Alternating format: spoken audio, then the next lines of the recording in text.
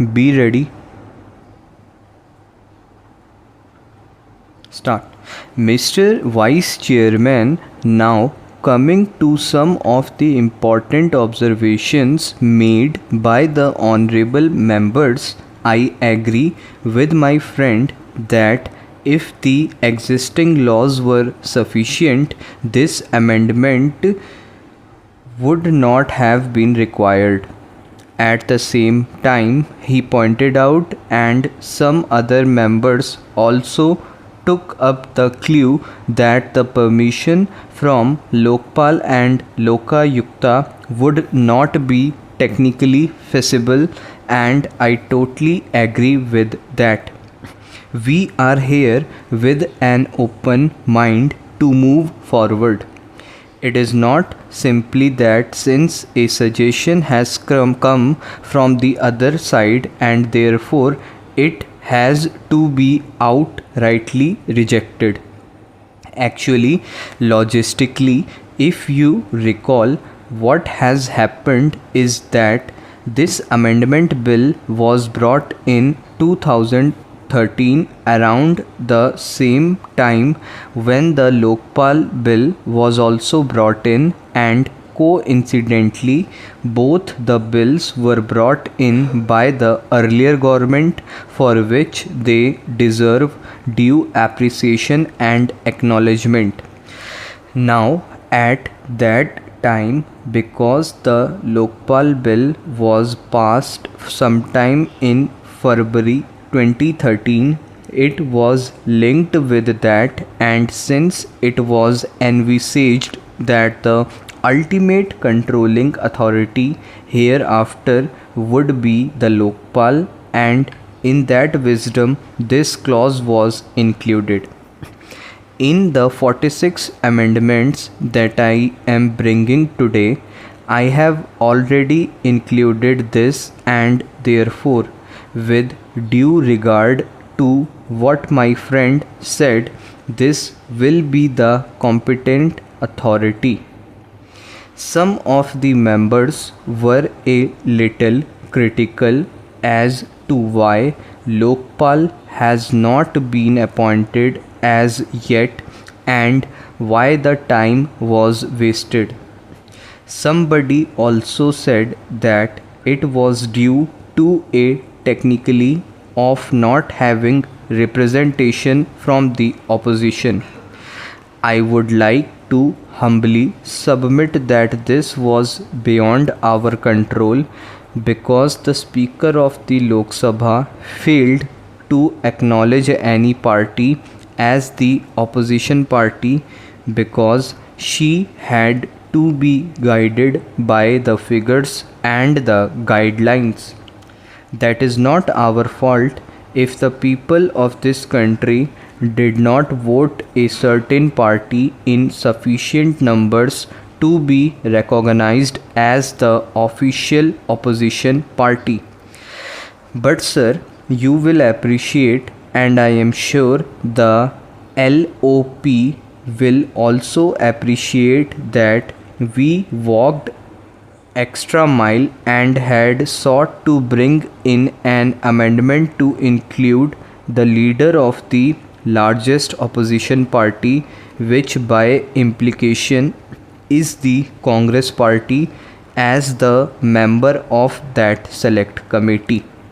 So, in fact, we have demonstrated our commitment to the democratic propriety and not sought to take refuge in a technical position which would have gone to our advantage. What I am trying to say is that this is an open mind initiative if the leader of the opposition did not exist and there was delay on that account. The second suggestion is about the bribe taken under coercion and protection and attachment of property. These are two more suggestions. As far as attachment of property is concerned, the Prevention of Money Laundering Act has found an extension, but there was an apprehension which could have a merit that now, since you have a special judge or a special person looking after that, which would be an executive authority that may possibly misuse sometimes. He may or may not misuse, but hypothetically, there is a point whereas earlier it was confined to the sessions judge. We have agreed to incorporate that. If that is the sense of the House and all the members, let us continue with the sessions judge part. We possibly thought it would be little more convenient to have it, and that is what had inspired that thought. Now, for the bribe taken under coercion, we have kept a period of 7 days within which a person who has been extorted can file a representation and due cognizance will be taken. But if the sense of the House and the honorable members is that the period is too short, we will extend it. We could make it 2 weeks. Ours is a heterogeneous society and we have people coming from different backgrounds. There may be some rural folk not literate enough. At the entrance of the office itself, which they are visiting for the first time, somebody may tell them that you part with so much money. There was a suggestion from some honorable members about protection for public service from prior sanction.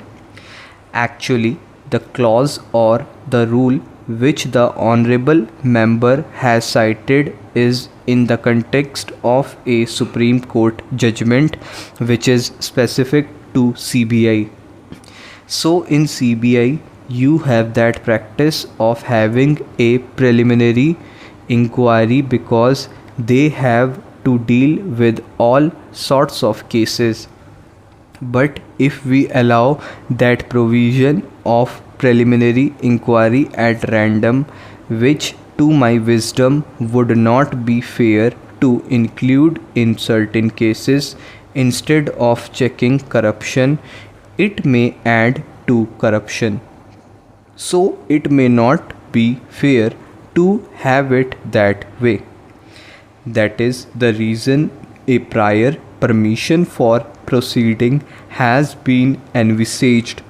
For instance, I am having a subordinate. I initiate an inquiry against him without permission. I may also have some motives, but I have somebody who is senior to me. I would be expected to at least get his permission and justify my act. This is the sense behind that.